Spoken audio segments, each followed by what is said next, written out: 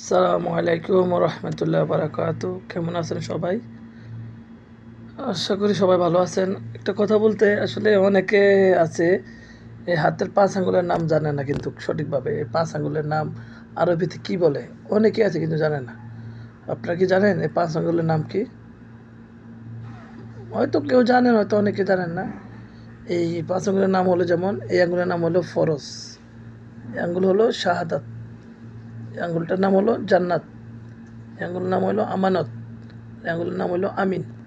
পাঁচ আঙ্গুলের পাঁচটা নাম, বুঝছেন? এর নাম হলে ফরজ, আর এর, বুঝছেন?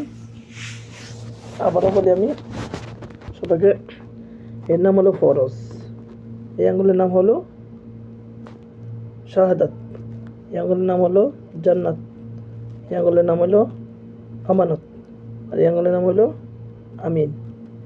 পাঁচ আঙ্গুলের পাঁচটি নাম।